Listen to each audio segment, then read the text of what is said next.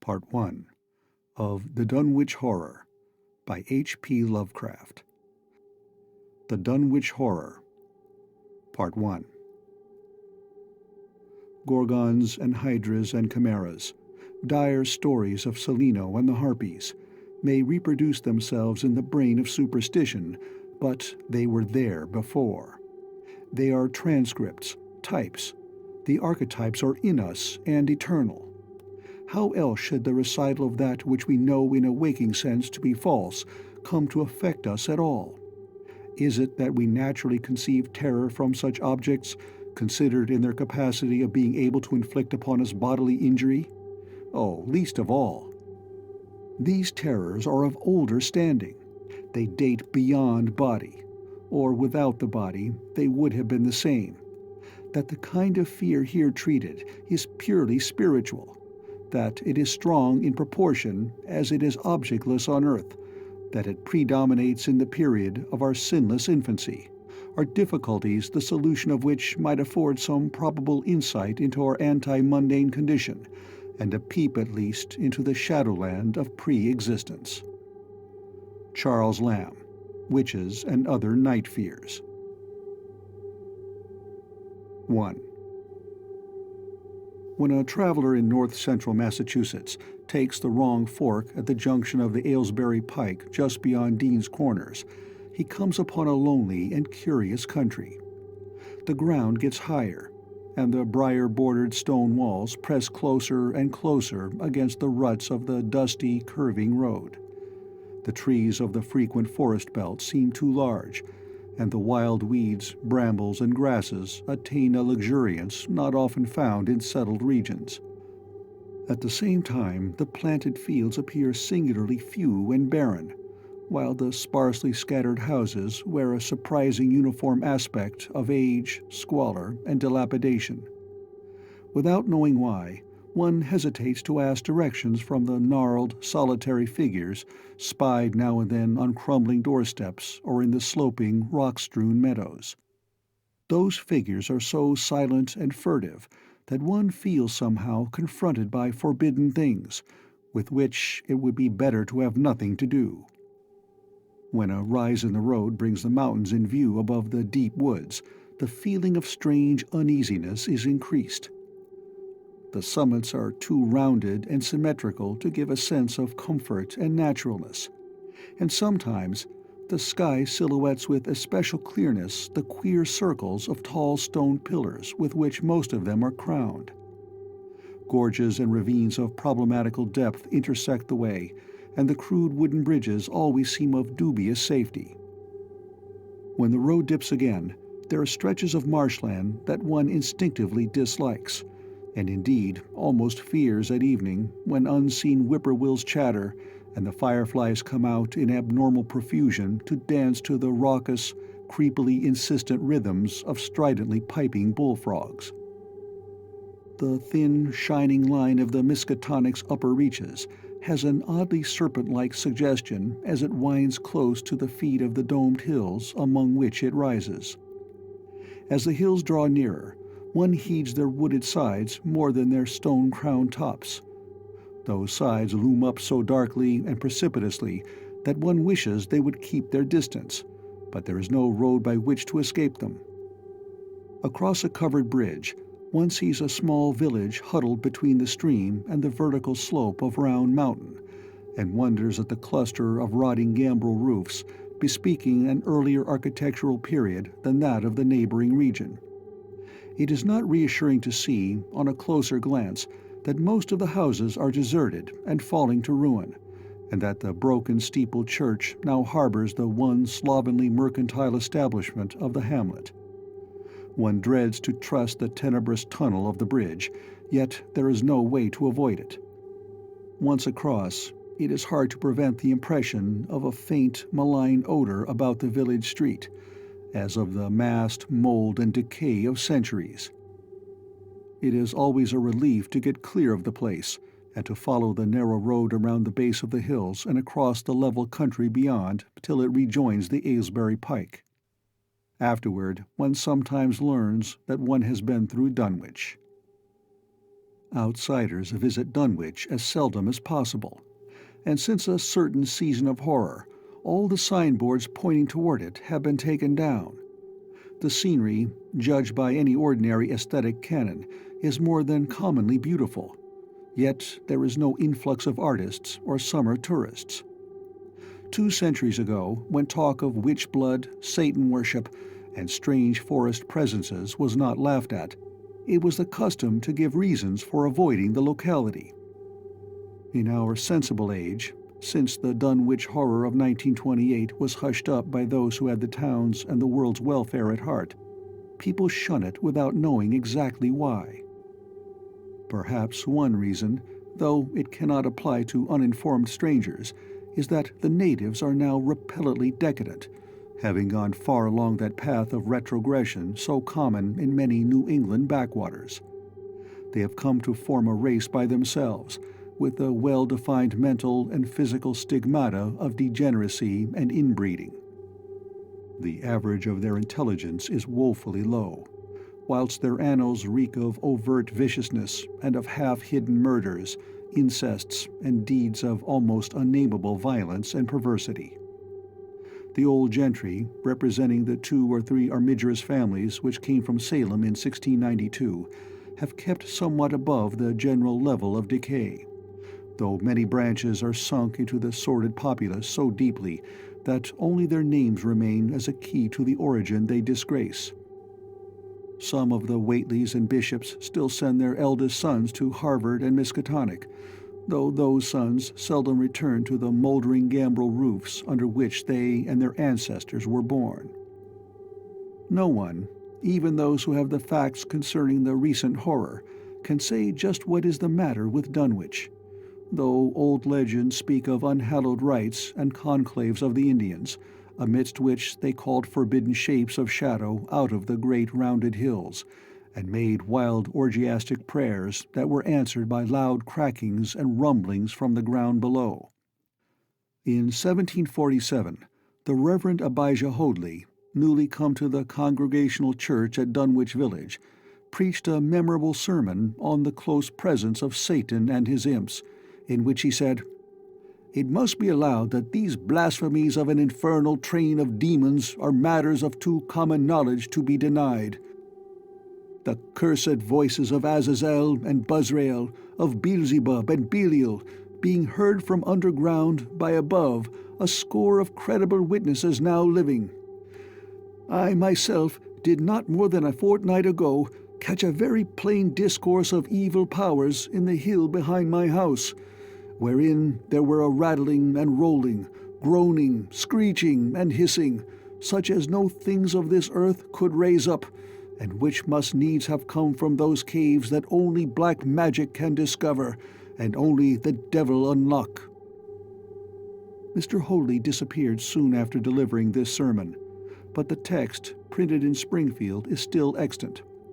Noises in the hills continue to be reported from year to year, and still form a puzzle to geologists and physiographers. Other traditions tell of foul odors near the hill-crowning circles of stone pillars, and of rushing airy presences to be heard faintly at certain hours from stated points at the bottom of the great ravines, while still others try to explain the Devil's Hop Yard, a bleak, blasted hillside where no tree, shrub, or grass blade will grow. Then, too, the natives are mortally afraid of the numerous whippoorwills which grow vocal on warm nights. It is vowed that the birds are psychopomps lying in wait for the souls of the dying, and that they time their eerie cries in unison with the sufferer's struggling breath. If they can catch the fleeing soul when it leaves the body, they instantly flutter away chittering in demoniac laughter, but if they fail, they subside gradually into a disappointed silence. These tales, of course, are obsolete and ridiculous, because they come down from very old times. Dunwich is indeed ridiculously old, older by far than any of the communities within 30 miles of it.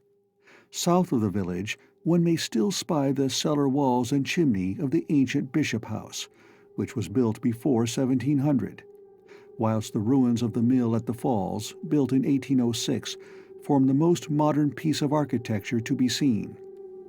Industry did not flourish here, and the 19th century factory movement proved short-lived. Oldest of all are the great rings of rough-hewn stone columns on the hilltops, but these are more generally attributed to the Indians than to the settlers. Deposits of skulls and bones, found within these circles and around the sizable table-like rock on Sentinel Hill, sustain the popular belief that such spots were once the burial places of the Pocumtucks, even though many ethnologists, disregarding the absurd improbability of such a theory, persist in believing the remains Caucasian. 2. It was in the township of Dunwich, in a large and partly inhabited farmhouse set against a hillside 4 miles from the village and 1.5 miles from any other dwelling, that Wilbur Whateley was born at 5 a.m. on Sunday, the 2nd of February, 1913. This date was recalled because it was Candlemas, which people in Dunwich curiously observe under another name, and because the noises in the hills had sounded, and all the dogs of the countryside had barked persistently throughout the night before. Less worthy of notice was the fact that the mother was one of the decadent Whateleys, a somewhat deformed and unattractive albino woman of 35, living with an aged and half-insane father about whom the most frightful tales of wizardry had been whispered in his youth. Lavinia Whateley had no known husband, but according to the custom of the region made no attempt to disavow the child, concerning the other side of whose ancestry the country folk might, and did, speculate as widely as they chose. On the contrary, she seemed strangely proud of the dark, goatish-looking infant who formed such a contrast to her own sickly and pink-eyed albinism, and was heard to mutter many curious prophecies about its unusual powers and tremendous future. Lavinia was one who would be apt to mutter such things, for she was a lone creature, given to wandering amidst thunderstorms in the hills, and trying to read the great odorous books which her father had inherited through 2 centuries of Whateleys, and which were fast falling to pieces with age and wormholes. She had never been to school, but was filled with disjointed scraps of ancient lore that old Whateley had taught her. The remote farmhouse had always been feared because of old Whateley's reputation for black magic, and the unexplained death by violence of Mrs. Whateley when Lavinia was 12 years old had not helped to make the place popular. Isolated among strange influences, Lavinia was fond of wild and grandiose daydreams and singular occupations, nor was her leisure much taken up by household cares in a home from which all standards of order and cleanliness had long since disappeared. There was a hideous screaming which echoed above even the hill noises and the dogs barking on the night Wilbur was born, but no known doctor or midwife presided at his coming. Neighbors knew nothing of him till a week afterward, when old Whateley drove his sleigh through the snow into Dunwich village and discoursed incoherently to the group of loungers at Osborne's general store. There seemed to be a change in the old man, an added element of furtiveness in the clouded brain which subtly transformed him from an object to a subject of fear, though he was not one to be perturbed by any common family event. Amidst it all, he showed some trace of the pride later noticed in his daughter, and what he said of the child's paternity was remembered by many of his hearers years afterward. "I don't care what folks think. If Lavinia's boy looked like his pa, he wouldn't look like nothing you expect. You needn't think the only folks is the folks hereabouts. Lavinia's read some, and has seed some things the most you only tell about. I calculate her man is as good a husband as you can find this side of Aylesbury, and if you knowed as much about the hills as I do, you wouldn't ask no better church wedding nor hern. Let me tell you something. Some day you folks'll hear a child of Lavinia's a-calling its father's name on the top of Sentinel Hill." The only persons who saw Wilbur during the first month of his life were old Zechariah Whateley of the undecayed Whateleys and Earl Sawyer's common-law wife, Mamie Bishop. Mamie's visit was frankly one of curiosity, and her subsequent tales did justice to her observations. But Zechariah came to lead a pair of Alderney cows which old Whateley had bought of his son Curtis. This marked the beginning of a course of cattle buying on the part of small Wilbur's family, which ended only in 1928, when the Dunwich Horror came and went. Yet at no time did the ramshackle Whateley barn seem overcrowded with livestock. There came a period when people were curious enough to steal up and count the herd that grazed precariously on the steep hillside above the old farmhouse, and they could never find more than 10 or 12 anemic, bloodless-looking specimens. Evidently, some blight or distemper, perhaps sprung from the unwholesome pasturage or the diseased fungi and timbers of the filthy barn, caused a heavy mortality amongst the Whateley animals.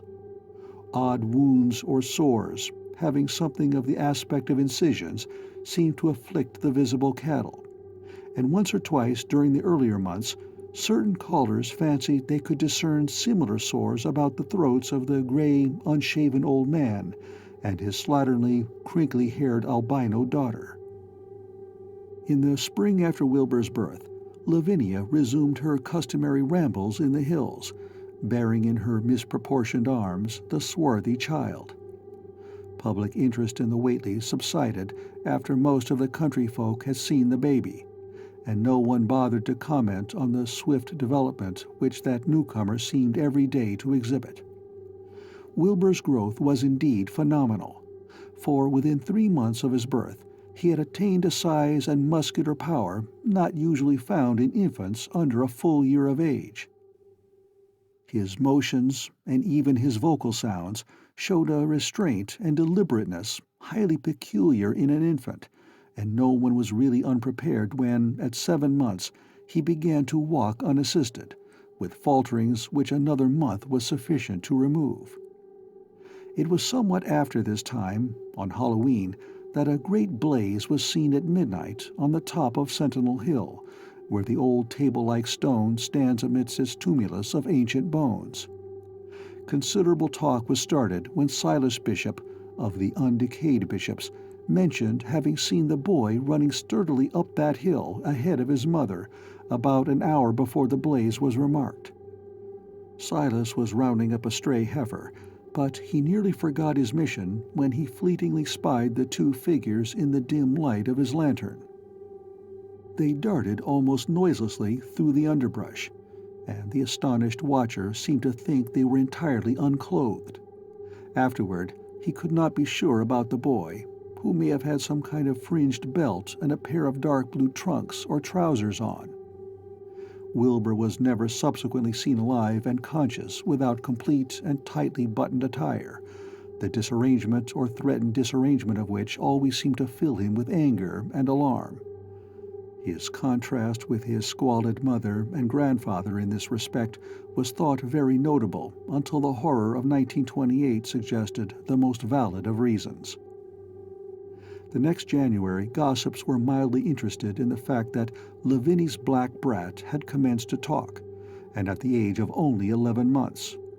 His speech was somewhat remarkable, both because of its difference from the ordinary accents of the region, and because it displayed a freedom from infantile lisping of which many children of 3 or 4 might well be proud.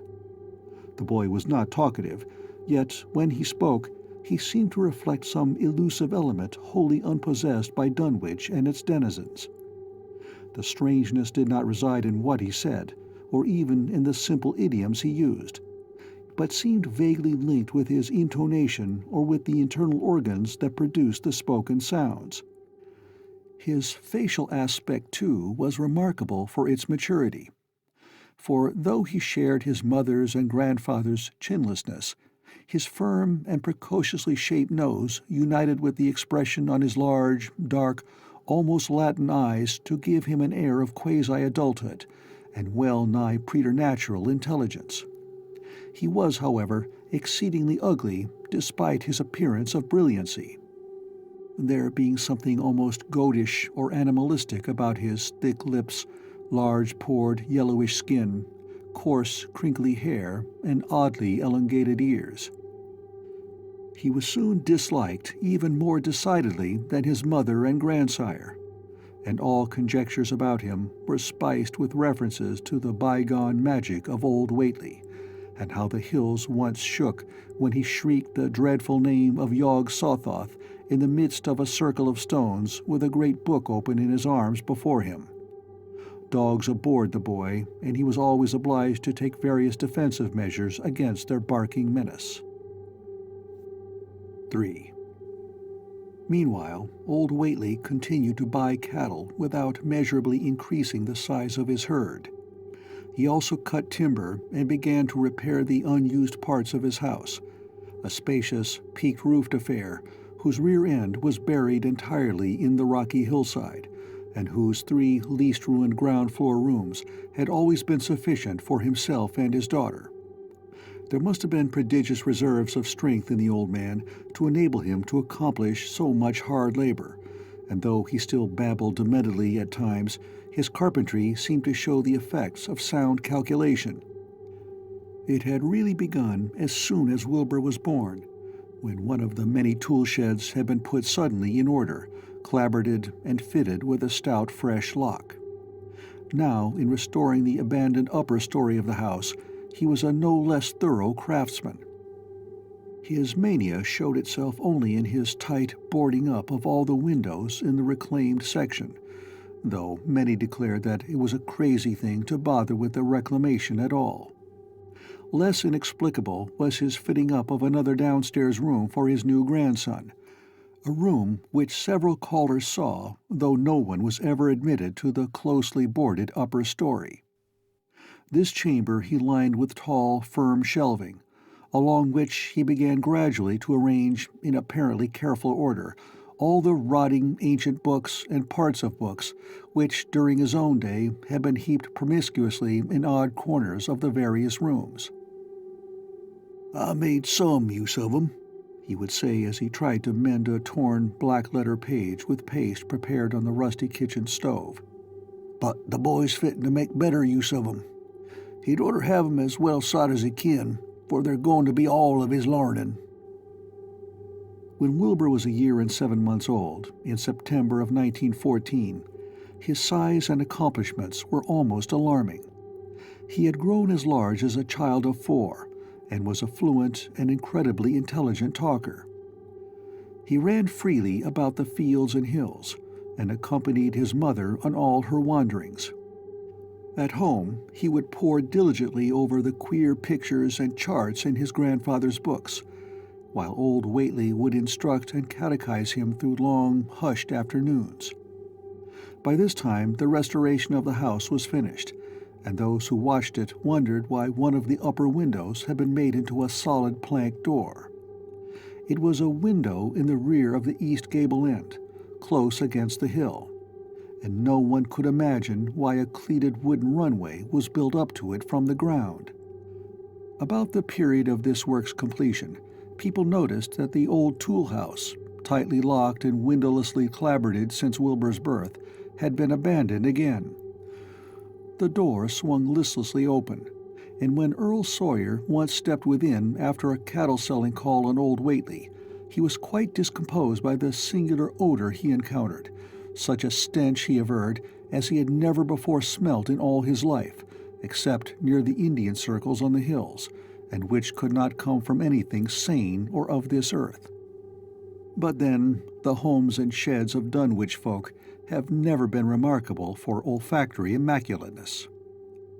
The following months were void of visible events, save that everyone swore to a slow but steady increase in the mysterious hill noises. On May Eve of 1915, there were tremors which even the Aylesbury people felt, whilst the following Halloween produced an underground rumbling queerly synchronized with bursts of flame. "Them witch Whateley's doin's," from the summit of Sentinel Hill. Wilbur was growing up uncannily, so that he looked like a boy of 10 as he entered his 4th year. He read avidly by himself now, but talked much less than formerly. A settled taciturnity was absorbing him, and for the first time people began to speak specifically of the dawning look of evil in his goatish face. He would sometimes mutter an unfamiliar jargon and chant in bizarre rhythms which chilled the listener with a sense of unexplainable terror. The aversion displayed toward him by dogs had now become a matter of wide remark, and he was obliged to carry a pistol in order to traverse the countryside in safety. His occasional use of the weapon did not enhance his popularity amongst the owners of canine guardians. The few callers at the house would often find Lavinia alone on the ground floor, while odd cries and footsteps resounded in the boarded-up second story.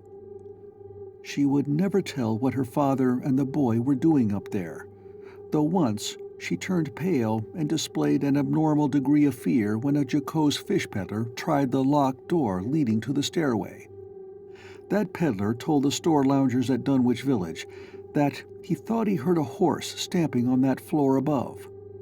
The loungers reflected, thinking of the door and runway, and of the cattle that so swiftly disappeared. Then they shuddered as they recalled tales of old Whateley's youth, and of the strange things that are called out of the earth when a bullock is sacrificed at the proper time to certain heathen gods. It had for some time been noticed that dogs had begun to hate and fear the whole Whateley place as violently as they hated and feared young Wilbur personally. In 1917 the war came, and Squire Sawyer Whateley, as chairman of the local draft board, had hard work finding a quota of young Dunwich men fit even to be sent to a development camp. The government, alarmed at such signs of wholesale regional decadence, sent several officers and medical experts to investigate, conducting a survey which New England newspaper readers may still recall. It was the publicity attending this investigation which set reporters on the track of the Whateleys, and caused the Boston Globe and Arkham Advertiser to print flamboyant Sunday stories of young Wilbur's precociousness, old Whateley's black magic, the shelves of strange books, the sealed second story of the ancient farmhouse, and the weirdness of the whole region and its hill noises. Wilbur was 4.5 then, and looked like a lad of 15. His lip and cheek were fuzzy with a coarse dark down, and his voice had begun to break. Earl Sawyer went out to the Whateley place with both sets of reporters and cameramen, and called their attention to the queer stench which now seemed to trickle down from the sealed upper spaces. It was, he said, exactly like the smell he had found in the tool shed abandoned when the house was finally repaired, and like the faint odors which he sometimes thought he caught near the stone circles on the mountains. Dunwich folk read the stories when they appeared and grinned over the obvious mistakes. They wondered, too, why the writers had made so much of the fact that old Whateley always paid for his cattle in gold pieces of extremely ancient date.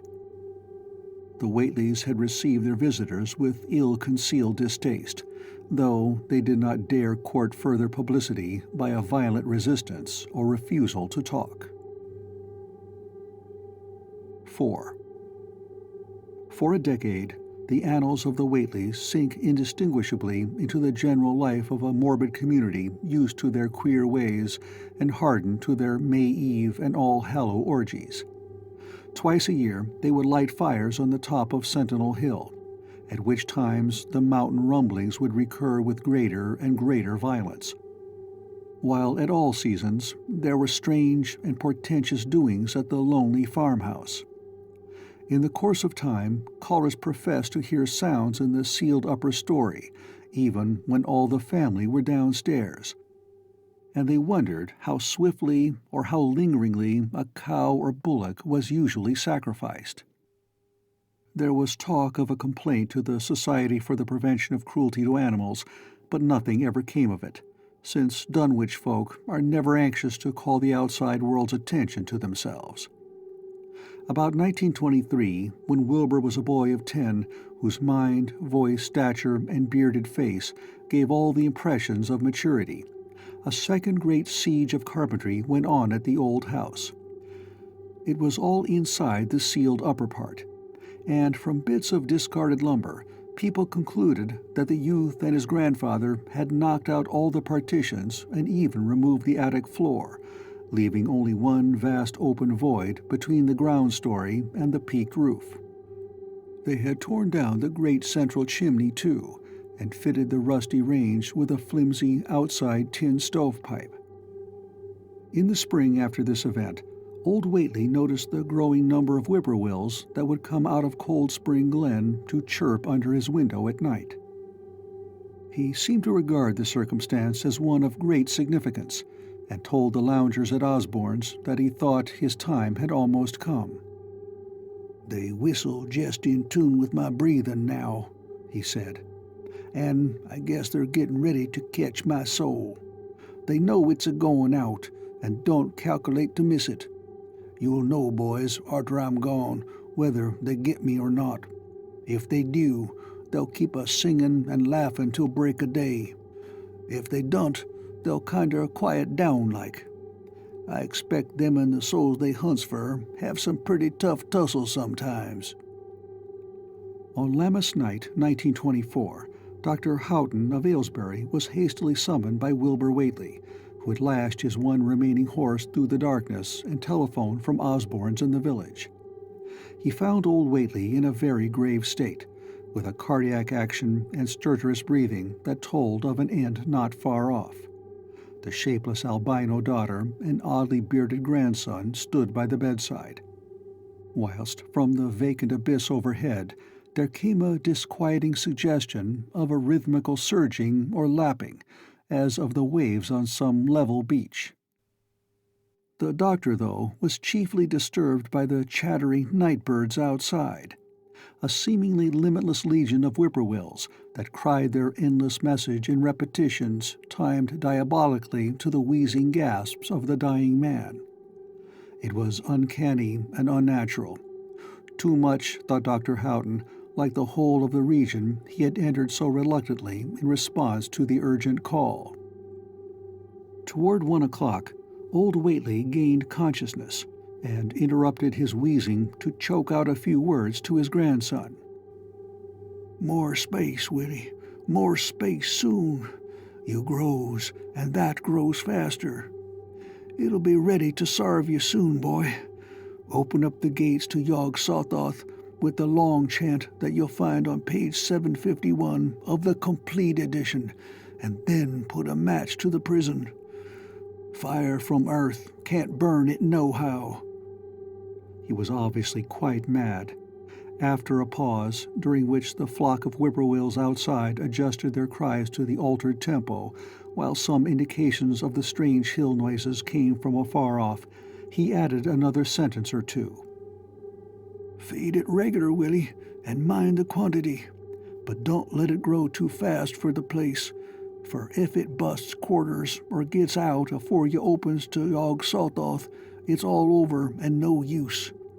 Only them from beyond can make it multiply and work. Only them, the old uns as wants to come back."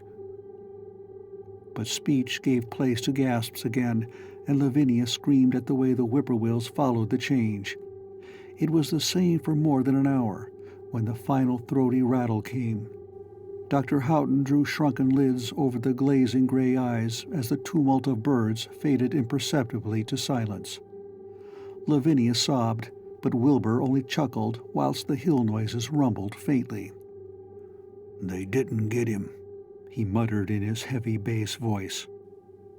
Wilbur was by this time a scholar of really tremendous erudition in his one-sided way, and was quietly known by correspondence to many librarians in distant places where rare and forbidden books of old days are kept.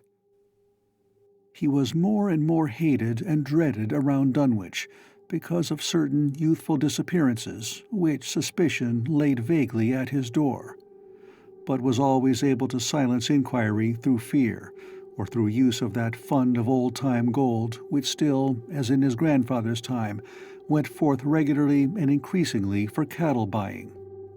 He was now tremendously mature of aspect, and his height, having reached the normal adult limit, seemed inclined to wax beyond that figure. In 1925, when a scholarly correspondent from Miskatonic University called upon him one day and departed pale and puzzled, he was fully 6 3/4 feet tall. Through all the years, Wilbur had treated his half-deformed albino mother with a growing contempt, finally forbidding her to go to the hills with him on May Eve and Hallowmass. And in 1926, the poor creature complained to Mamie Bishop of being afraid of him.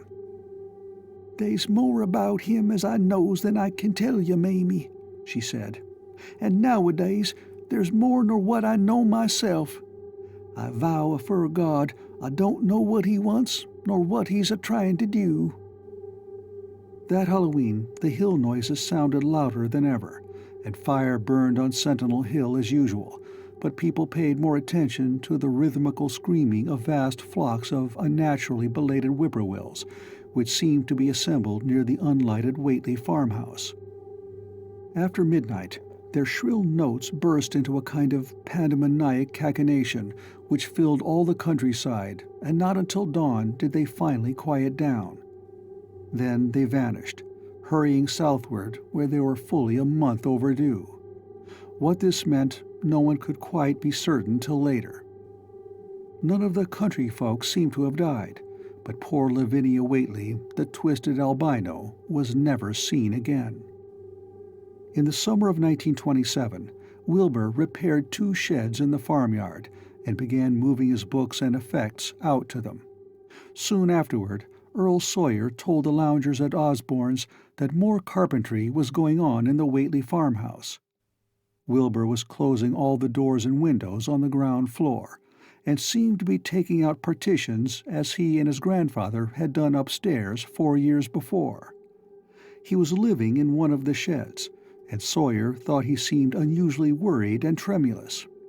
People generally suspected him of knowing something about his mother's disappearance, and very few ever approached his neighborhood now. His height had increased to more than 7 feet, and showed no signs of ceasing its development. End of Part 1. Part 2 of The Dunwich Horror by H.P. Lovecraft. The Dunwich Horror. 5. The following winter brought an event no less strange than Wilbur's first trip outside the Dunwich region. Correspondence with the Widener Library at Harvard, the Bibliothèque Nationale in Paris, the British Museum, the University of Buenos Aires, and the Library of Miskatonic University at Arkham had failed to get him the loan of a book he desperately wanted. So at length he set out in person, shabby, dirty, bearded, and uncouth of dialect, to consult the copy at Miskatonic, which was the nearest to him geographically. Almost 8 feet tall and carrying a cheap new valise from Osborne's general store, this dark and goatish gargoyle appeared one day in Arkham in quest of the dreaded volume kept under lock and key at the college library. The hideous Necronomicon of the mad Arab Alhazred in Olaus Wormius Latin version, as printed in Spain in the 17th century. He had never seen a city before, but had no thought save to find his way to the university grounds, where, indeed, he passed heedlessly by the great white-fanged watchdog that barked with unnatural fury and enmity and tugged frantically at its stout chain. Wilbur had with him the priceless but imperfect copy of Dr. Dee's English version, which his grandfather had bequeathed him, and upon receiving access to the Latin copy, he at once began to collate the 2 texts with the aim of discovering a certain passage which would have come on the 751st page of his own defective volume. This much he could not civilly refrain from telling the librarian, the same erudite Henry Armitage, A.M. Miskatonic, Ph.D. Princeton, Lit.D. Johns Hopkins, who had once called at the farm, and who now politely plied him with questions. He was looking, he had to admit, for a kind of formula or incantation containing the frightful name Yog-Sothoth, and it puzzled him to find discrepancies, duplications, and ambiguities which made the matter of determination far from easy. As he copied the formula he finally chose, Dr. Armitage looked involuntarily over his shoulder at the open pages, the left hand one of which, in the Latin version contains such monstrous threats to the peace and sanity of the world. Nor is it to be thought, ran the text as Armitage mentally translated it, that man is either the oldest or the last of Earth's masters, or that the common bulk of life and substance walks alone. The old ones were, the old ones are, and the old ones shall be. Not in the spaces we know, but between them. They walk serene and primal, undimensioned and to us unseen. Yog-Sothoth knows the gate. Yog-Sothoth is the gate. Yog-Sothoth is the key and guardian of the gate. Past, present, future, all are one in Yog-Sothoth. He knows where the old ones broke through of old, and where they shall break through again. He knows where they have trod earth's fields, and where they still tread them, and why no one can behold them as they tread. By their smell can men sometimes know them near, but of their semblance can no man know, saving only in the features of those they have begotten on mankind, and of those are there many sorts, differing in likeness from man's truest eidolon to that shape without sight or substance which is they. They walk unseen and foul in lonely places, where the words have been spoken and the rites howled through at their seasons. The wind gibbers with their voices, and the earth mutters with their consciousness. They bend the forest and crush the city, yet may not forest or city behold the hand that smites. Kadath in the cold waste hath known them, and what man knows Kadath? The ice desert of the south and the sunken isles of ocean hold stones whereon their seal is engraven, but who hath seen the deep frozen city or the sealed tower long garlanded with seaweed and barnacles? Great Cthulhu is their cousin, yet can he spy them only dimly. Ea Shub Niggurath, as a foulness shall ye know them. Their hand is at your throats, yet ye see them not, and their habitation is even one with your guarded threshold. Yog-Sothoth is the key to the gate, whereby the spheres meet. Man rules now where they ruled once. They shall soon rule where man rules now.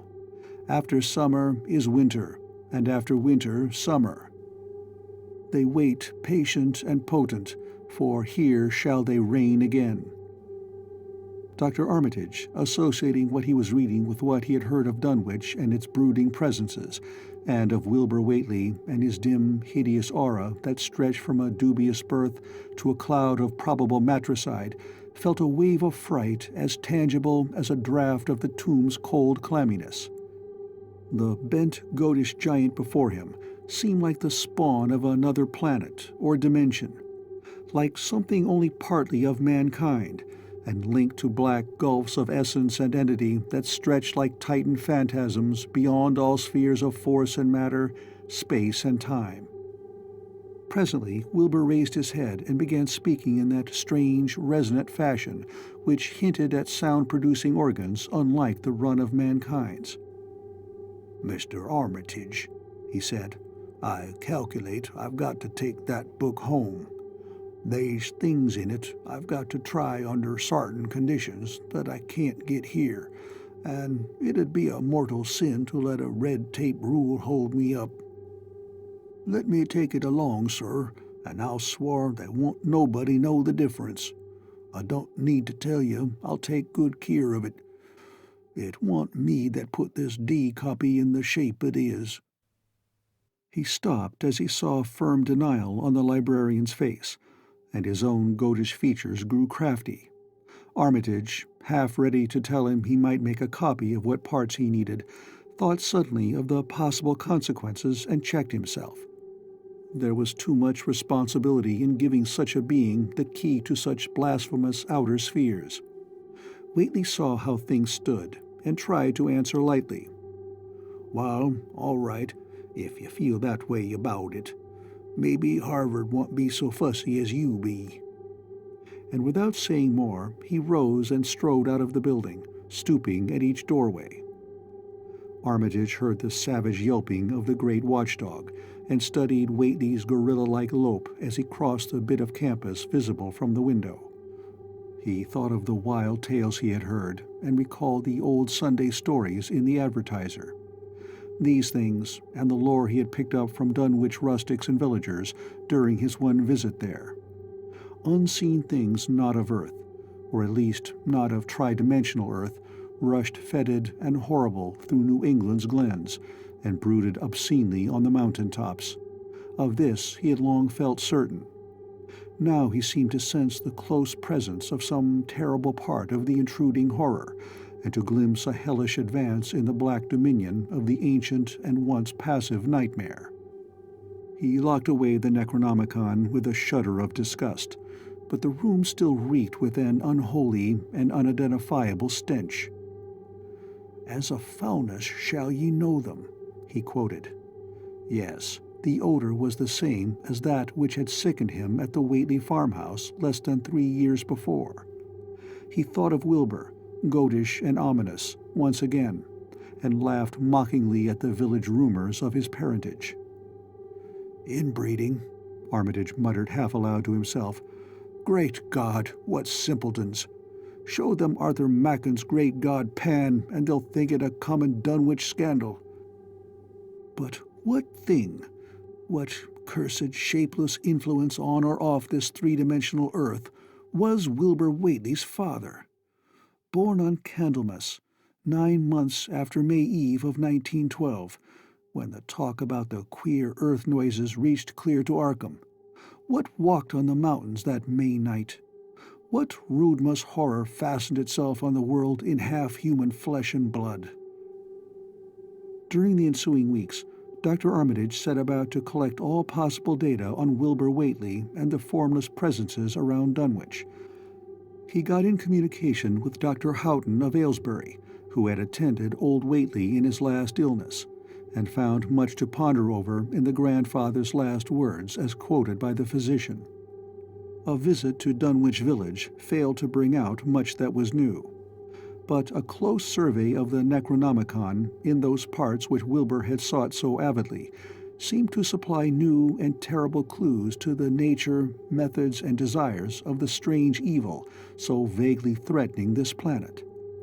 Talks with several students of archaic lore in Boston, and letters to many others elsewhere, gave him a growing amazement which passed slowly through varied degrees of alarm to a state of really acute spiritual fear. As the summer drew on, he felt dimly that something ought to be done about the lurking terrors of the upper Miskatonic Valley, and about the monstrous being known to the human world as Wilbur Whateley. 6. The Dunwich Horror itself came between Lammas and the equinox in 1928, and Dr. Armitage was among those who witnessed its monstrous prologue. He had heard, meanwhile, of Whateley's grotesque trip to Cambridge, and of his frantic efforts to borrow or copy from the Necronomicon at the Widener Library. Those efforts had been in vain, since Armitage had issued warnings of the keenest intensity to all librarians having charge of the dreaded volume. Wilbur had been shockingly nervous at Cambridge, anxious for the book, yet almost equally anxious to get home again, as if he feared the results of being away long. Early in August, the half-expected outcome developed, and in the small hours of the 3rd, Dr. Armitage was awakened suddenly by the wild, fierce cries of the savage watchdog on the college campus. Deep and terrible, the snarling, half-mad growls and barks continued, always in mounting volume, but with hideously significant pauses. Then there rang out a scream from a wholly different throat, such a scream as roused half the sleepers of Arkham and haunted their dreams ever afterward, such a scream as could come from no being born of earth or wholly of earth. Armitage hastened into some clothing and rushed across the street and lawn to the college buildings, saw that others were ahead of him, and heard the echoes of a burglar alarm still shrilling from the library. An open window showed black and gaping in the moonlight. What had come had indeed completed its entrance, for the barking and the screaming, now fast fading into a mixed low growling and moaning, proceeded unmistakably from within.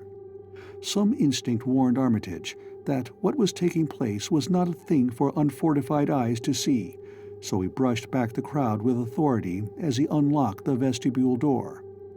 Among the others, he saw Professor Warren Rice and Dr. Francis Morgan, men to whom he had told some of his conjectures and misgivings, and these two he motioned to accompany him inside. The inward sounds, except for a watchful, droning whine from the dog, had by this time quite subsided. But Armitage now perceived with a sudden start that a loud chorus of whippoorwills among the shrubbery had commenced a damnably rhythmical piping, as if in unison with the last breath of a dying man.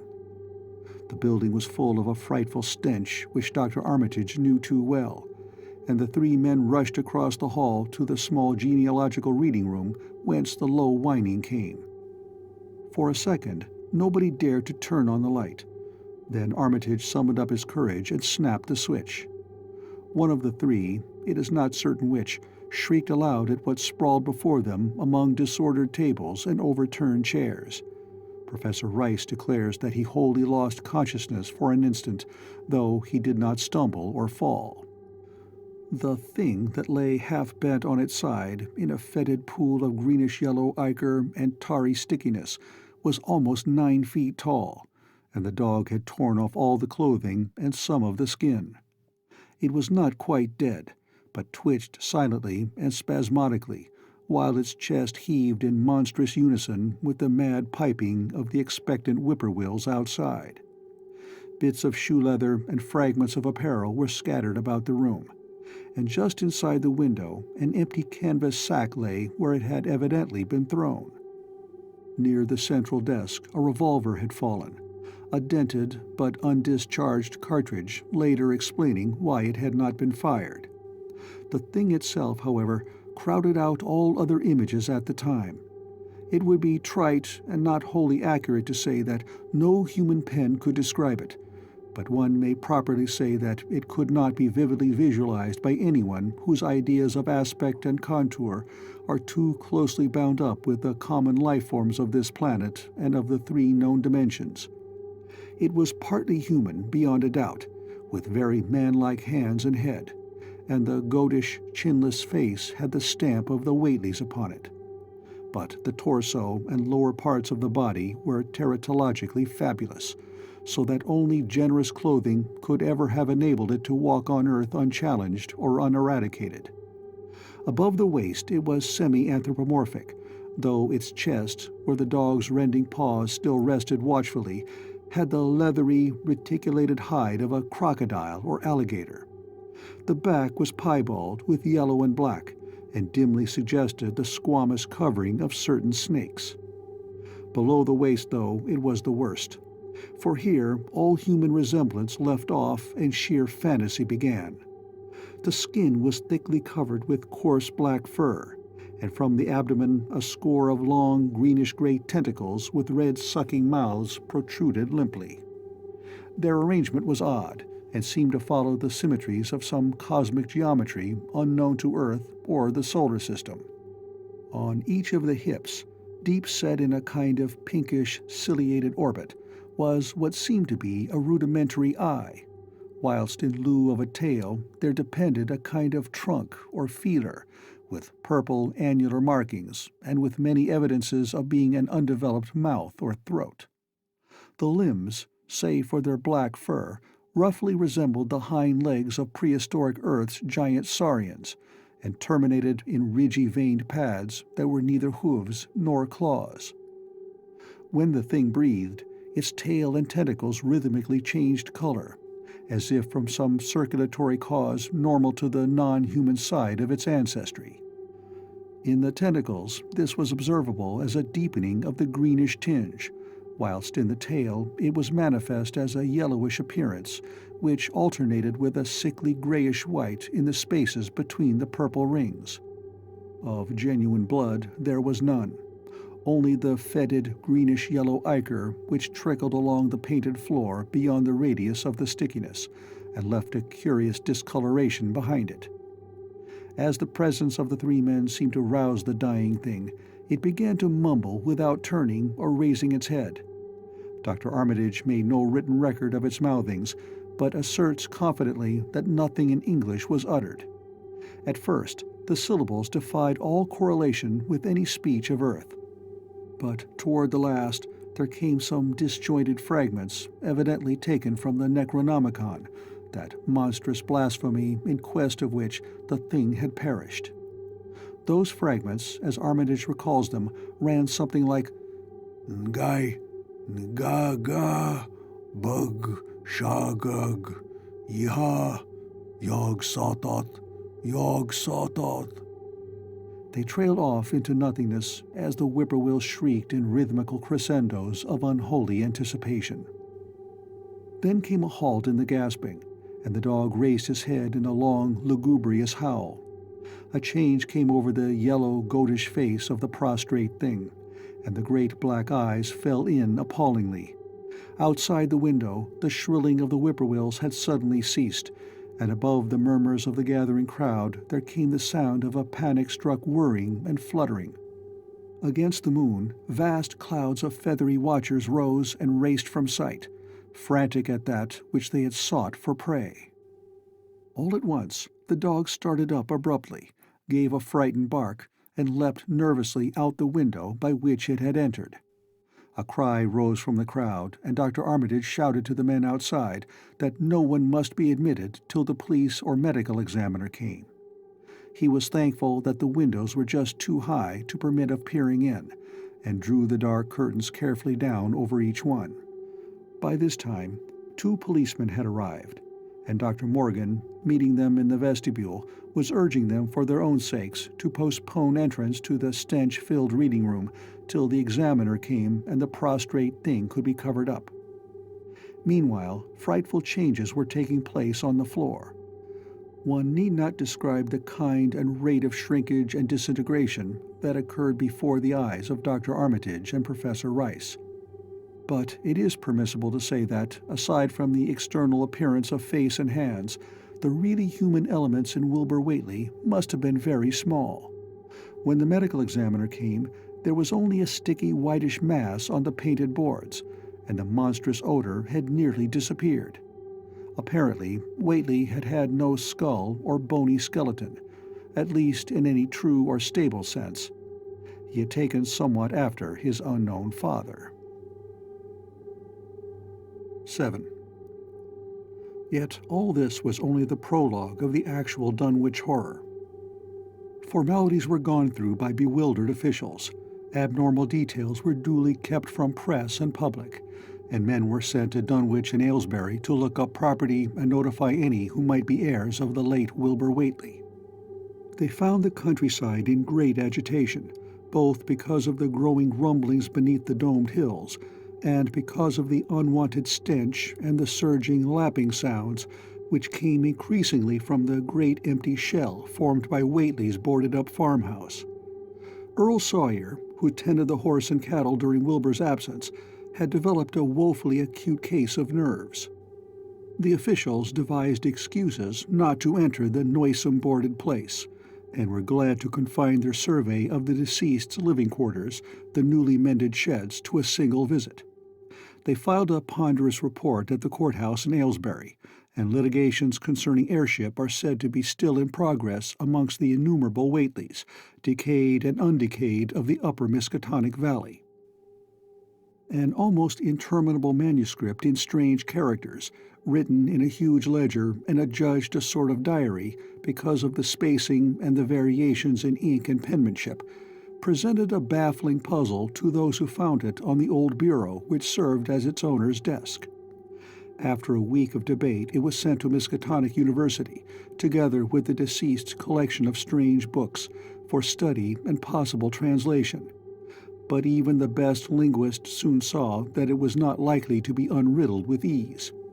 No trace of the ancient gold with which Wilbur and old Whateley always paid their debts has yet been discovered.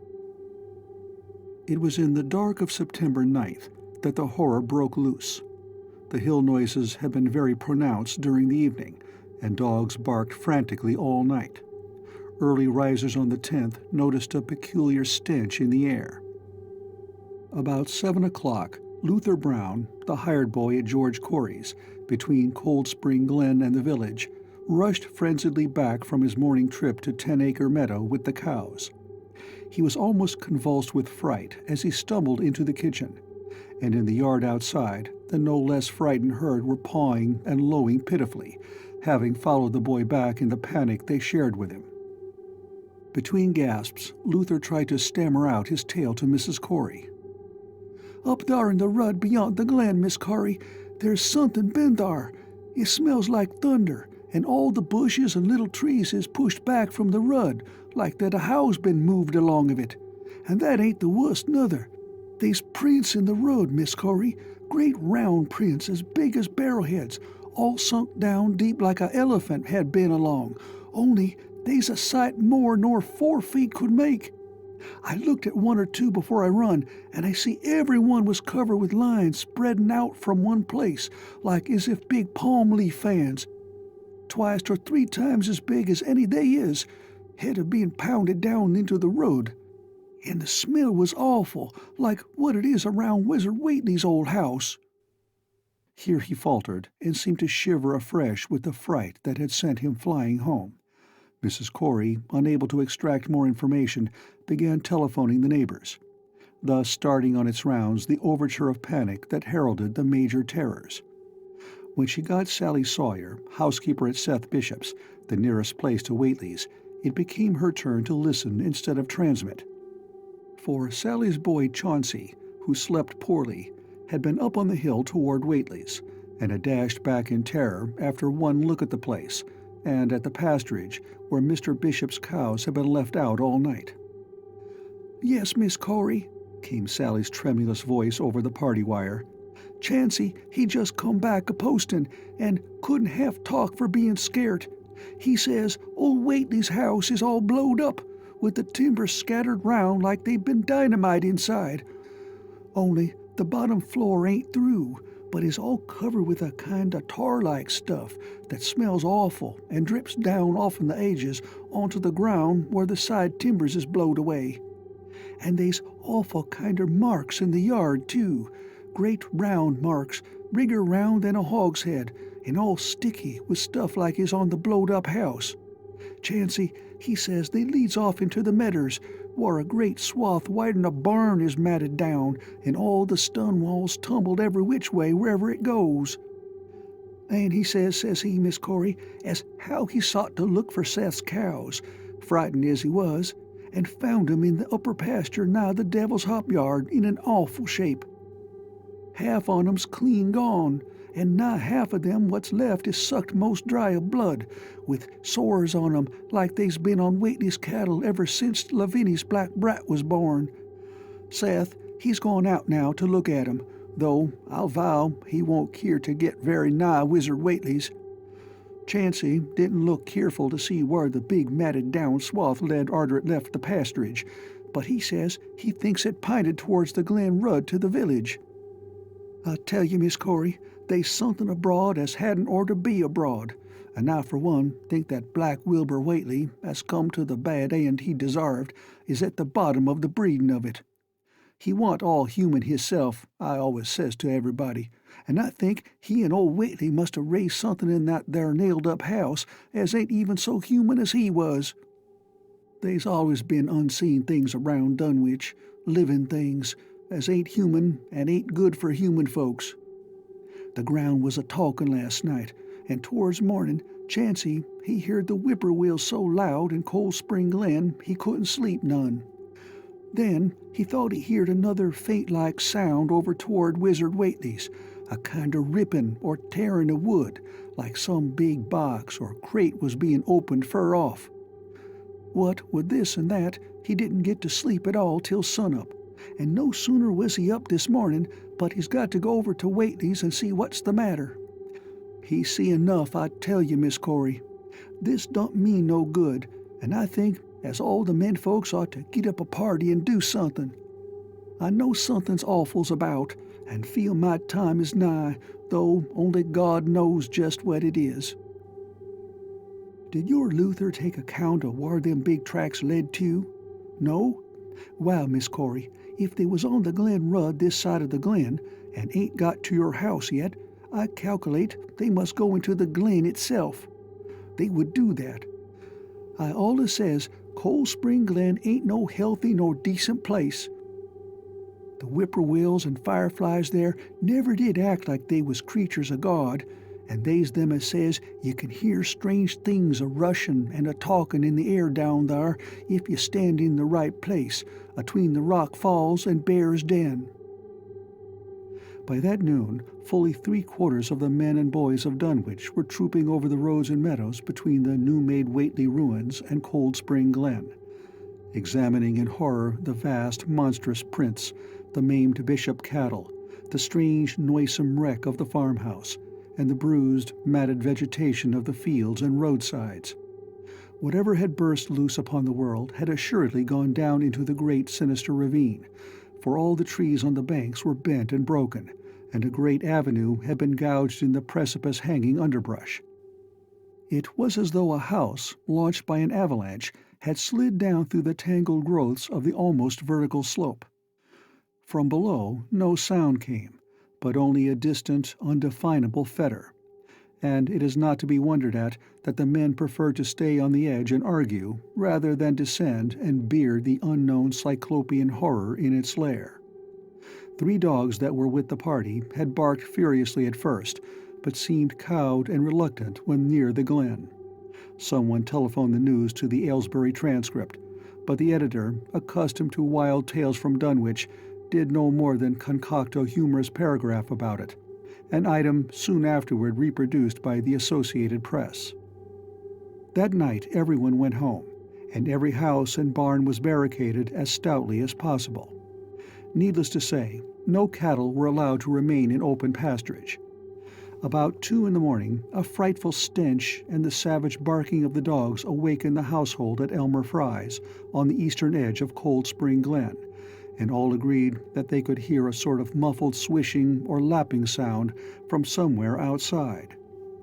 Mrs. Fry proposed telephoning the neighbors, and Elmer was about to agree when the noise of splintering wood burst in upon their deliberations. It came apparently from the barn, and was quickly followed by a hideous screaming and stamping amongst the cattle. The dog slavered and crouched close to the feet of the fear-numbed family. Fry lit a lantern through force of habit, but knew it would be death to go out into that black farmyard. The children and the women folk whimpered, kept from screaming by some obscure, vestigial instinct of defense which told them their lives depended on silence. At last the noise of the cattle subsided to a pitiful moaning, and a great snapping, crashing, and crackling ensued. The Frys, huddled together in the sitting room, did not dare to move until the last echoes died away far down in Cold Spring Glen. Then, amidst the dismal moans from the stable and the demoniac piping of late whippoorwills in the glen, Selina Fry tottered to the telephone and spread what news she could of the second phase of the horror.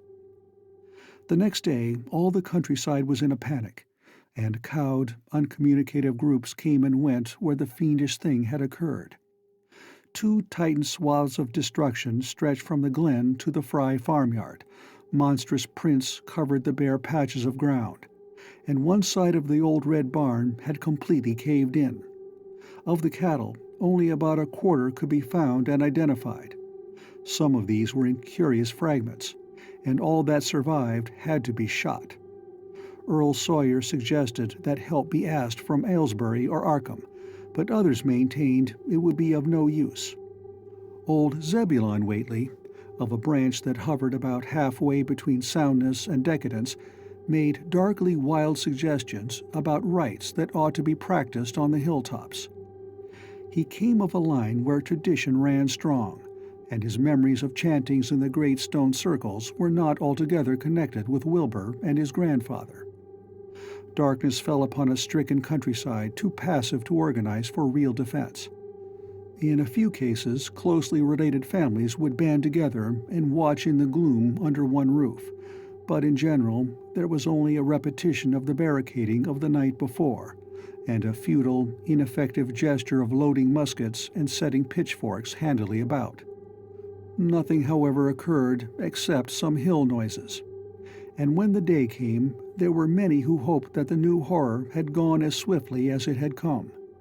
There were even bold souls who proposed an offensive expedition down in the glen, though they did not venture to set an actual example to the still reluctant majority. When night came again, the barricading was repeated, though there was less huddling together of families. In the morning, both the Fry and the Seth Bishop households reported excitement among the dogs, and vague sounds and stenches from afar, while early explorers noted with horror a fresh set of the monstrous tracks in the road skirting Sentinel Hill. As before, the sides of the road showed a bruising indicative of the blasphemously stupendous bulk of the horror, whilst the conformation of the tracks seemed to argue a passage in two directions, as if the moving mountain had come from Cold Spring Glen and returned to it along the same path. At the base of the hill, a 30-foot swath of crushed shrubbery and saplings led steeply upward, and the seekers gasped when they saw that even the most perpendicular places did not deflect the inexorable trail. Whatever the horror was, it could scale a sheer stony cliff of almost complete verticality, and as the investigators climbed around to the hill summit by safer routes, they saw that the trail ended, or rather reversed, there. It was here that the Whateleys used to build their hellish fires and chant their hellish rituals by the table-like stone on May Eve and Hallowmass. Now that very stone formed the center of a vast space thrashed around by the mountainous horror, whilst upon its slightly concave surface was a thick, fetid deposit of the same tarry stickiness observed on the floor of the ruined Whateley farmhouse when the horror escaped. Men looked at one another and muttered. Then they looked down the hill. Apparently, the horror had descended by a route much the same as that of its ascent. To speculate was futile. Reason, logic, and normal ideas of motivation stood confounded. Only old Zebulon, who was not with the group, could have done justice to the situation or suggested a plausible explanation. Thursday night began much like the others, but it ended less happily. The whippoorwills in the glen had screamed with such unusual persistence that many could not sleep, and about 3 a.m. all the party telephones rang tremulously. Those who took down the receivers heard a fright-mad voice shriek out, "Help! Oh my God!" and some thought a crashing sound followed the breaking off of the exclamation. There was nothing more. No one dared do anything, and no one knew till morning whence the call came. Then those who had heard it called everyone on the line and found that only the Frys did not reply. The truth appeared an hour later, when a hastily assembled group of armed men trudged out to the Fry place at the head of the glen. It was horrible, yet hardly a surprise. There were more swaths and monstrous prints, but there was no longer any house. It had caved in like an eggshell, and amongst the ruins nothing living or dead could be discovered, only a stench and a tarry stickiness. The Elmer Frys had been erased from Dunwich. End of Part 2.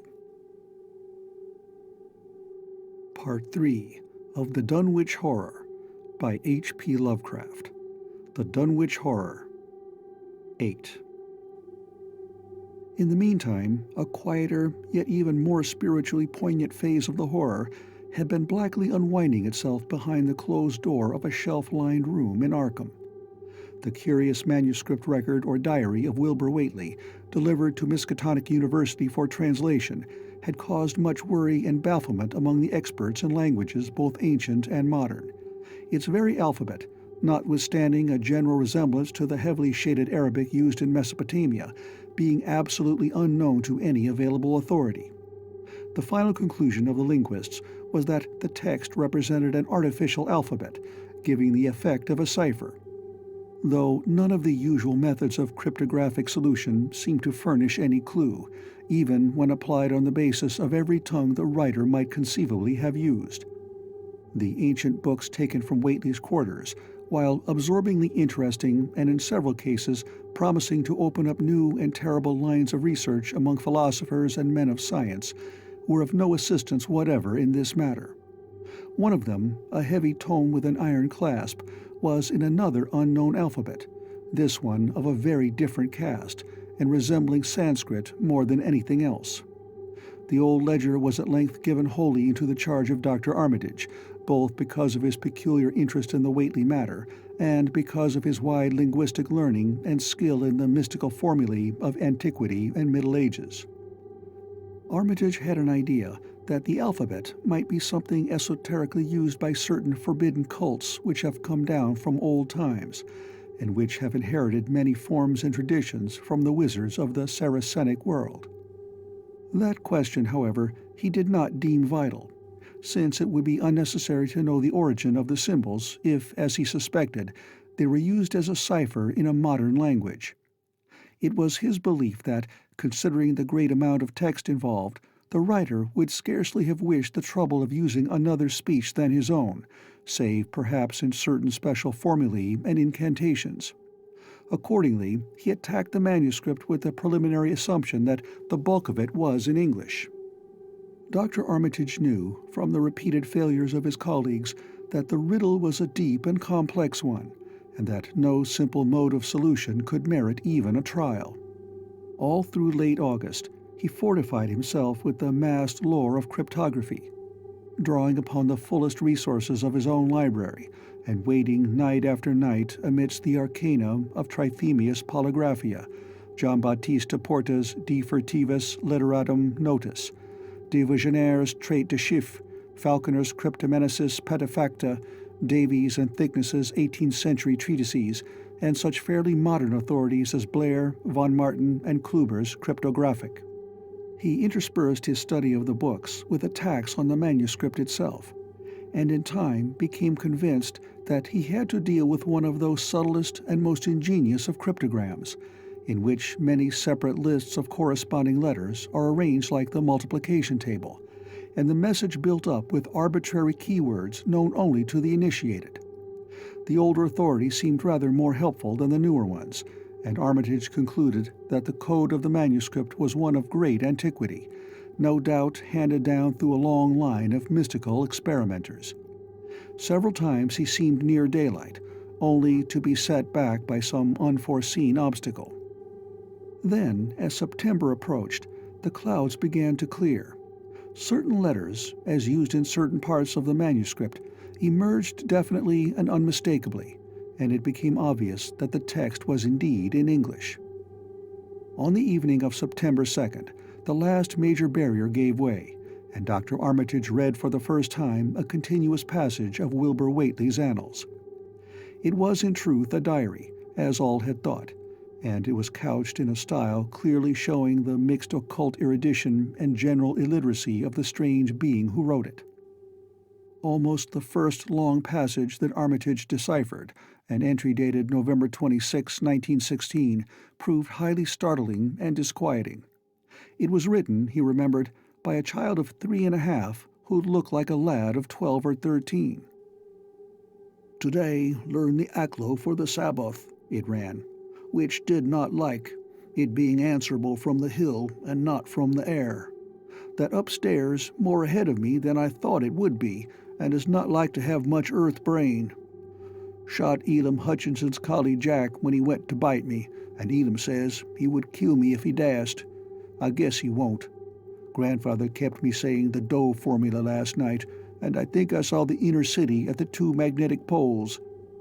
I shall go to those poles when the earth is cleared off, if I can't break through with the Doe-Na formula when I commit it. They from the air told me at Sabbath that it will be years before I can clear off the earth, and I guess Grandfather will be dead then, so I shall have to learn all the angles of the planes and all the formulas between the Ur and the Ningyur. They from outside will help, but they cannot take body without human blood. That upstairs looks it will have the right cast. I can see it a little when I make the Urish sign or blow the power of Ibn Ghazi at it, and it is near like them at May Eve on the hill. The other face may wear off some. I wonder how I shall look when the earth is cleared and there are no earth beings on it. He that came with the Aklo Sabbath said, I may be transfigured, there being much of outside to work on." Morning found Dr. Armitage in a cold sweat of terror and a frenzy of wakeful concentration. He had not left the manuscript all night, but sat at his table under the electric light, turning page after page with shaking hands as fast as he could decipher the cryptic text. He had nervously telephoned his wife he would not be home, and when she brought him a breakfast from the house he could scarcely dispose of a mouthful.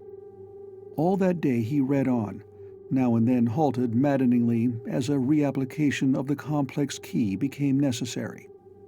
Lunch and dinner were brought him, but he ate only the smallest fraction of either. Toward the middle of the next night he drowsed off in his chair, but soon woke out of a tangle of nightmares almost as hideous as the truths and menaces to man's existence that he had uncovered. On the morning of September 4th, Professor Rice and Dr. Morgan insisted on seeing him for a while, and departed trembling and ashen gray. That evening he went to bed, but slept only fitfully. Wednesday, the next day, he was back at the manuscript, and began to take copious notes both from the current sections and from those he had already deciphered.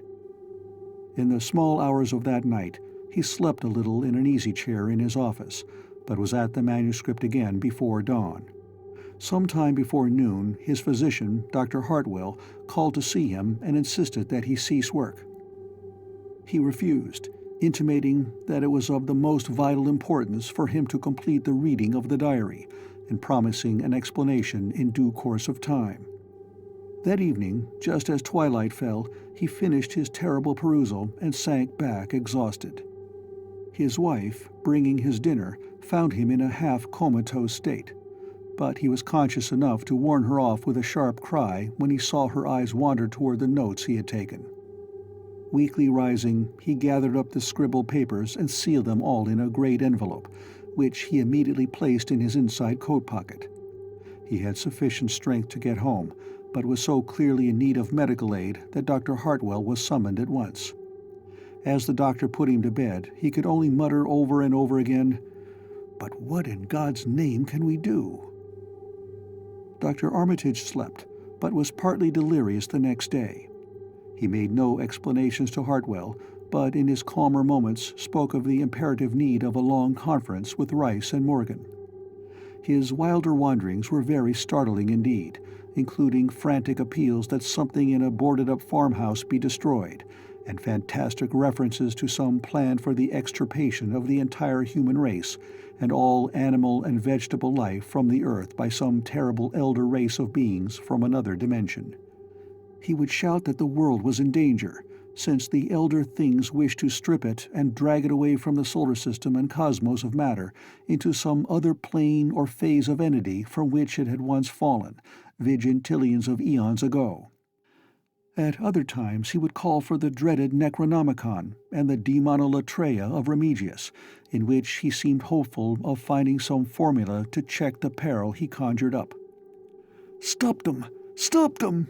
he would shout. "Those Whateleys meant to let them in, and the worst of all is left. Tell Rice and Morgan we must do something. It's a blind business, but I know how to make the powder.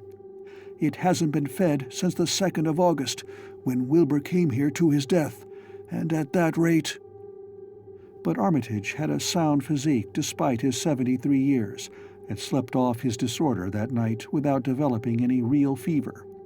He woke late Friday, clear of head, though sober, with a gnawing fear and tremendous sense of responsibility.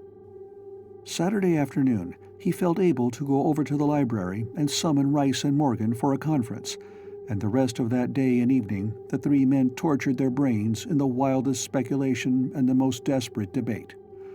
Strange and terrible books were drawn voluminously from the stack shelves and from secure places of storage, and diagrams and formulae were copied with feverish haste and in bewildering abundance.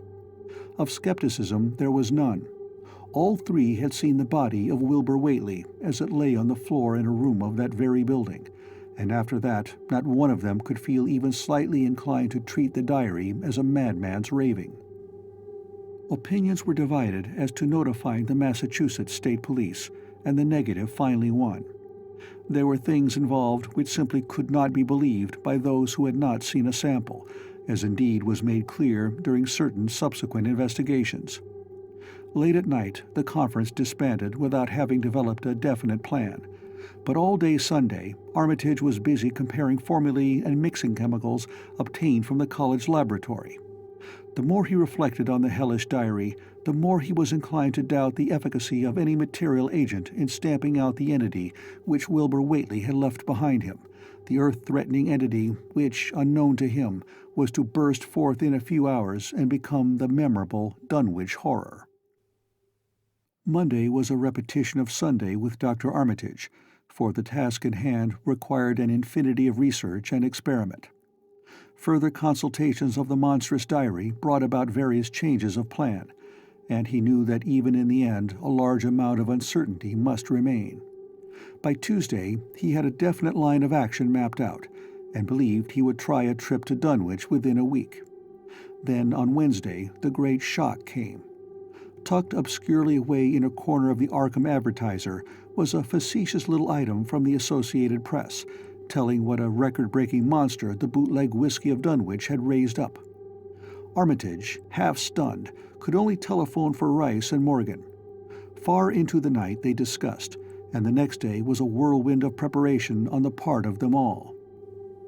Armitage knew he would be meddling with terrible powers, yet saw that there was no other way to annul the deeper and more malign meddling which others had done before him. 9.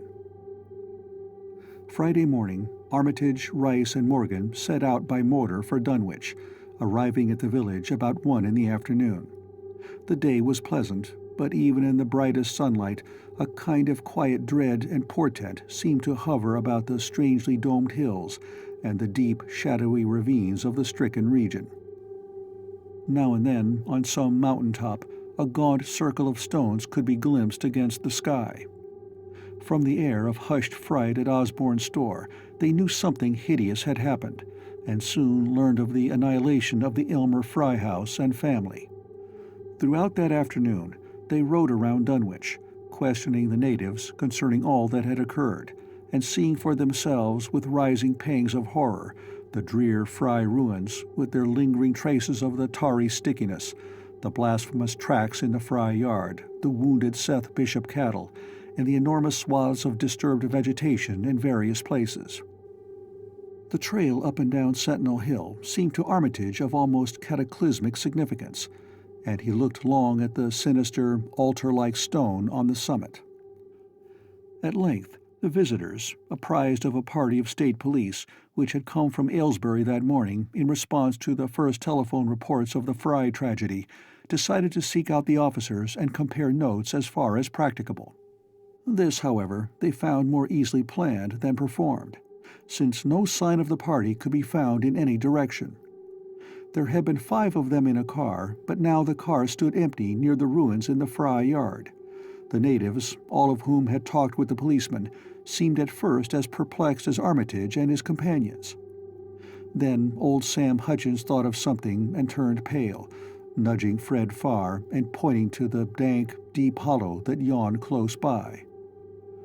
"God," he gasped, "I telled 'em not ter go down into the glen, and I never thought nobody'd do it with them tracks and that smell and the whippoorwills a-screechin' down thar in the dark o' noonday." A cold shudder ran through the natives and visitors alike, and every ear seemed strained in a kind of instinctive, unconscious listening. Armitage, now that he had actually come upon the horror and its monstrous work, trembled with the responsibility he felt to be his. Night would soon fall, and it was then that the mountainous blasphemy lumbered upon its eldritch course. Negotium perambulans in tenebris. The old librarian rehearsed the formulae he had memorized, and clutched the paper containing the alternative ones he had not memorized. He saw that his electric flashlight was in working order. Rice, beside him, took from a valise a metal sprayer of the sort used in combating insects, whilst Morgan uncased the big game rifle on which he relied despite his colleagues' warnings that no material weapon would be of help. Armitage, having read the hideous diary, knew painfully well what kind of a manifestation to expect, but he did not add to the fright of the Dunwich people by giving any hints or clues. He hoped that it might be conquered without any revelation to the world of the monstrous thing it had escaped. As the shadows gathered, the natives commenced to disperse homeward, anxious to bar themselves indoors, despite the present evidence that all human locks and bolts were useless before a force that could bend trees and crush houses when it chose. They shook their heads at the visitors' plan to stand guard at the Fry ruins near the glen, and as they left, had little expectancy of ever seeing the watchers again. There were rumblings under the hills that night, and the whippoorwills piped threateningly. Once in a while, a wind, sweeping up out of Cold Spring Glen, would bring a touch of ineffable fetor to the heavy night air. Such a fetor as all three of the watchers had smelled once before, when they stood above a dying thing that had passed for 15 years and a half as a human being. But the looked-for terror did not appear. Whatever was down there in the glen was biding its time, and Armitage told his colleagues it would be suicidal to try to attack it in the dark. Morning came wanly, and the night sound ceased. It was a gray, bleak day, with now and then a drizzle of rain, and heavier clouds seemed to be piling themselves up beyond the hills to the northwest. The men from Arkham were undecided what to do. Seeking shelter from the increasing rainfall beneath one of the few undestroyed Fry outbuildings, they debated the wisdom of waiting, or of taking the aggressive and going down into the glen in quest of their nameless, monstrous quarry. The downpour waxed in heaviness, and distant peals of thunder sounded from far horizons. Sheet lightning shimmered, and then a forky bolt flashed near at hand, as if descending into the accursed glen itself. The sky grew very dark, and the watchers hoped that the storm would prove a short, sharp one, followed by clear weather. It was still gruesomely dark when, not much over an hour later, a confused babble of voices sounded down the road. Another moment brought to view a frightened group of more than a dozen men, running, shouting, and even whimpering hysterically. Someone in the lead began sobbing out words, and the Arkham men started violently when those words developed a coherent form. "Oh, my God, the voice choked out. "It's a-going again, and this time by day. It's out and a-moving this very minute, and only the Lord knows when it'll be on us all." The speaker panted into silence, but another took up his message. "Nigh on an hour ago, Zeb Whateley here heard the phone a-ringing, and it was Miss Corey, George's wife that lives down by the junction. She says the hired boy Luther was out driving in the cows from the storm arter the big bolt, when he sees all the trees a-bending at the mouth of the glen, opposite side ter this, and smelt the same awful smell like he smelt when he found the big tracks last Monday morning. And he says, there was a swishing, lapping sound, more nor what the bending trees and bushes could make. And all on a sudden, the trees along the rud begun to get pushed one side, and they was a awful stomping and splashing in the mud. But mind ye, Luther he didn't see nothing at all, only just the bending trees and underbrush. Then, fur ahead, where Bishop's Brook goes under the rud, he heard a awful creaking and straining on the bridge, and says he could tell the sound of wood a-starting to crack and split. And all the whiles he never see a thing, only them trees and bushes a-bending. And when the swishing sound got very fur off, on the rud towards Wizard Whately's and Sentinel Hill, Luther he had the guts ter step up where he heard it fust and look at the ground.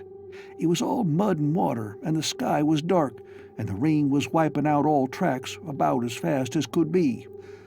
But beginning at the glen mouth, where the trees bed moved, they was still some of them awful prints, big as barrels, like he seen Monday." At this point, the first excited speaker interrupted.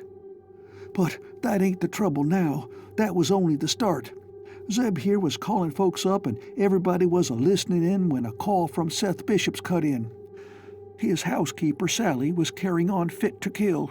She just see the trees a-bending beside the rud, and says they was a kind of mushy sound, like a elephant puffing and treading, a-heading for the house. Then she up and spoke sudden of a fearful smell, and says her boy Chancey was a-screaming as how it was just like what he smelt up to the Whately ruins Monday morning. and the dogs was all barking and whining awful. And then she let out a terrible yell, and says the shed down the road had just caved in like the storm had blowed it over, only the wind wa'n't strong enough to do that. Everybody was a-listening, and you could hear lots of folks on the wire a-gasping. All to once, Sally she yelled again, and says the front yard picket fence bed just crumpled up, though they wa'n't no sign of what done it. Then everybody on the line could hear Chansey and old Seth Bishop a-yelling too, and Sally was shrieking out that something heavy had struck the house, not lightning nor nothing, but something heavy agin the front that kept a-launching itself again and again, though you couldn't see nothing out the front winders. And then... Lines of fright deepened on every face, and Armitage, shaken as he was, had barely poise enough to prompt the speaker. And then Sally she yelled out, "Oh help, the house is a-caving in," and on the wire we could hear a terrible crashing and a whole flock a-screaming, just like when Elmer Fry's place was took, only wuss. The man paused, and another of the crowd spoke. "That's all. Not a sound nor squeak over the phone arter that, just still like. We that heard it got out Fords and wagons and rounded up as many able-bodied menfolks as we could get at Corey's place and come up here to see what you thought best ter do. Not but what I think it's the Lord's judgment for our iniquities that no mortal can ever set aside." Armitage saw that the time for positive action had come, and spoke decisively to the faltering group of frightened rustics. "We must follow it, boys." He made his voice as reassuring as possible. "I believe there's a chance of putting it out of business. You men know that those Whateleys were wizards. Well, this thing is a thing of wizardry, and must be put down by the same means. I've seen Wilbur Whateley's diary, and read some of the strange old books he used to read, and I think I know the right kind of spell to recite to make the thing fade away. Of course, one can't be sure, but we can always take a chance.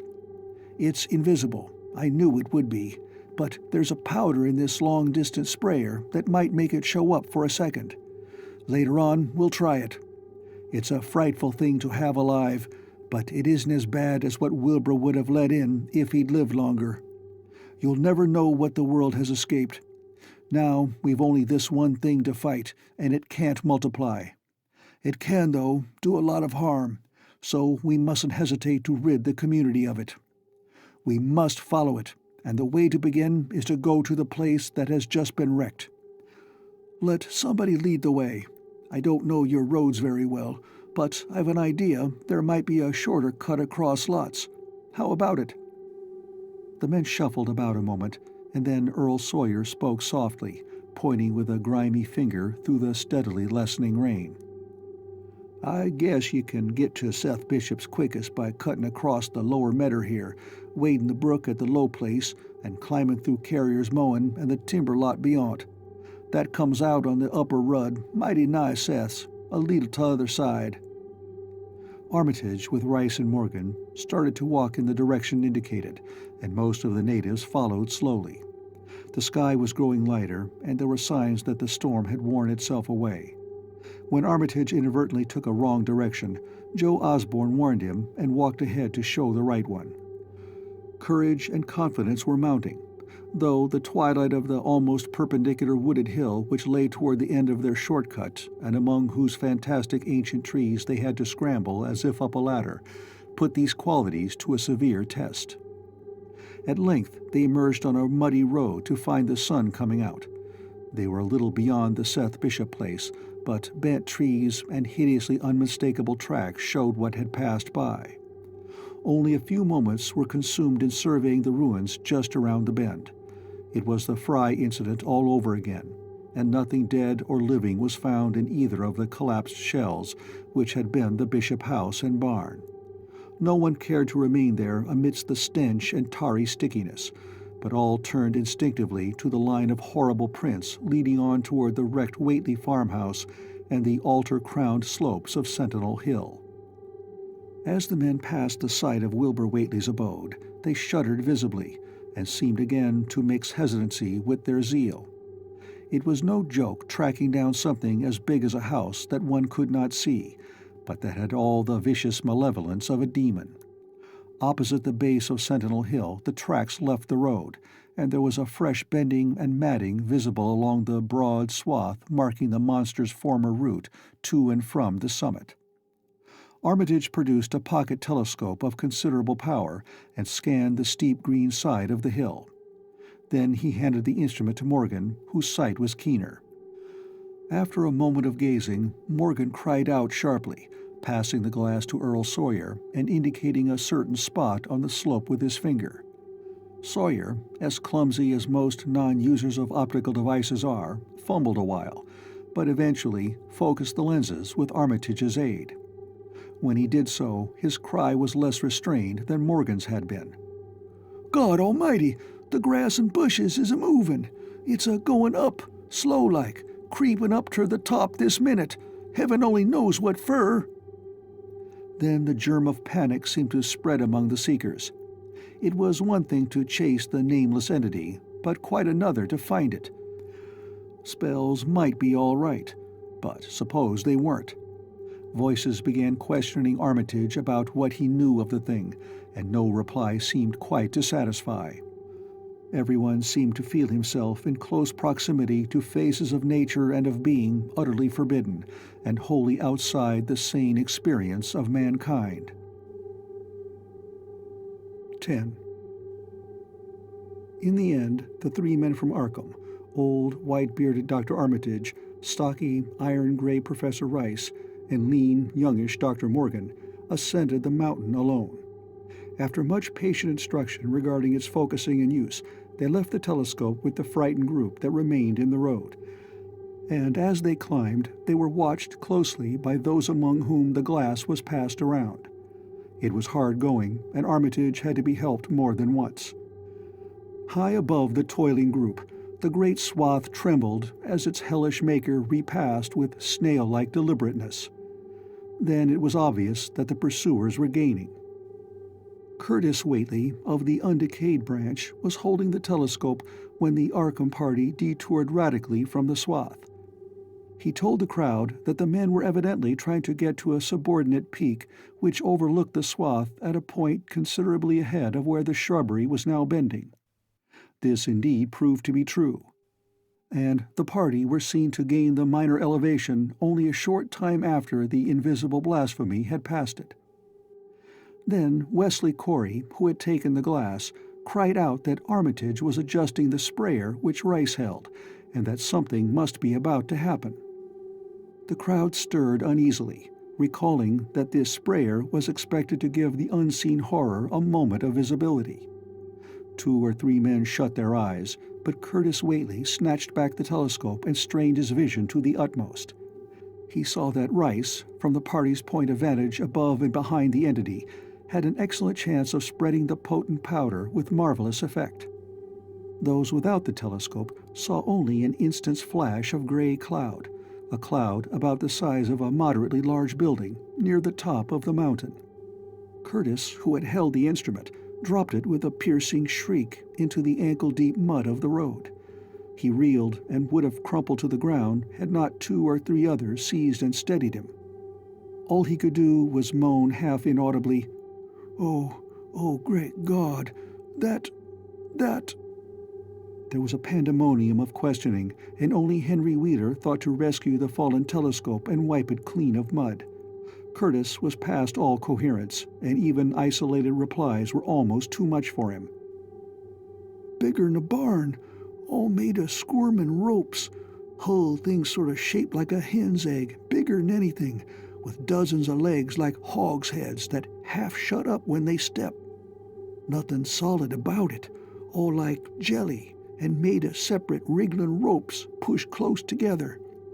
Great bulging eyes all over it, 10 or 20 mouths or trunks a-sticking out all along the sides, big as stovepipes, and all a-tossin' and opening and shutting, all gray, with kinder blue or purple rings, and God in heaven, that half-face on top." This final memory, whatever it was, proved too much for poor Curtis, and he collapsed completely before he could say more. Fred Farr and Will Hutchins carried him to the roadside and laid him on the damp grass. Henry Wheeler, trembling, turned the rescue telescope on the mountain to see what he might. Through the lenses were discernible 3 tiny figures, apparently running toward the summit as fast as the steep incline allowed. Only these, nothing more.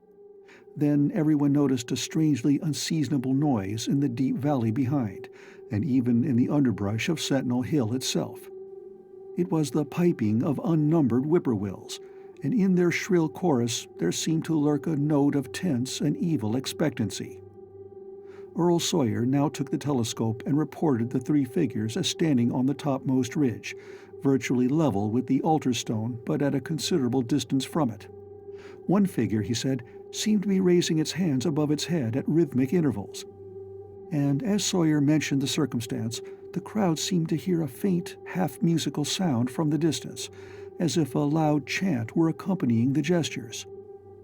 The weird silhouette on that remote peak must have been a spectacle of infinite grotesqueness and impressiveness, but no observer was in a mood for aesthetic appreciation. "I guess he's saying the spell," whispered Wheeler as he snatched back the telescope. The whippoorwills were piping wildly, and in a singularly curious, irregular rhythm, quite unlike that of the visible ritual. Suddenly, the sunshine seemed to lessen without the intervention of any discernible cloud. It was a very peculiar phenomenon, and was plainly marked by all. A rumbling sound seemed brewing beneath the hills, mixed strangely with a concordant rumbling, which clearly came from the sky. Lightning flashed aloft, and the wondering crowd looked in vain for the portents of storm. The chanting of the men from Arkham now became unmistakable, and Wheeler saw through the glass that they were all raising their arms in the rhythmic incantation. From some farmhouse far away came the frantic barking of dogs. The change in the quality of the daylight increased, and the crowd gazed about the horizon in wonder. A purplish darkness, born of nothing more than a spectral deepening of the sky's blue, pressed down upon the rumbling hills. Then the lightning flashed again, somewhat brighter than before, and the crowd fancied that it had showed a certain mistiness around the altar stone on the distant height. No one, however, had been using the telescope at that instant. The whippoorwills continued their irregular pulsation, and the men of Dunwich braced themselves tensely against some imponderable menace with which the atmosphere seemed surcharged. Without warning came those deep, cracked, raucous vocal sounds which will never leave the memory of the stricken group who heard them. Not from any human throat were they born, for the organs of man can yield no such acoustic perversions. Rather, one would have said they came from the pit itself, had not their source been so unmistakably the altar stone on the peak. It is almost erroneous to call them sounds at all, since so much of their ghastly, infra-bass timbre spoke to dim seats of consciousness and terror far subtler than the ear. Yet one must do so, since their form was indisputably, though vaguely, that of half-articulate words. They were loud as the rumblings and the thunder above which they echoed, yet did they come from no visible being. And because imagination might suggest a conjectural source in the world of non-visible beings, the huddled crowd at the mountain's base huddled still closer, and winced as if in expectation of a blow. Yugnai, thufknaga, Yog Sototh, rang the hideous croaking out of space. Yabthink, Yeheye, Nagurkudle. The speaking impulse seemed to falter here, as if some frightful psychic struggle were going on. Henry Wheeler strained his eye at the telescope, but saw only the 3 grotesquely silhouetted human figures on the peak, all moving their arms furiously in strange gestures as their incantation drew near its culmination. From what black wells of acherontic fear or feeling, from what unplumbed gulfs of extra-cosmic consciousness or obscure, long-latent heredity were those half-articulate thunder-croakings drawn? Presently they began to gather renewed force and coherence as they grew in stark, utter, ultimate frenzy. Ya, yaha, ya,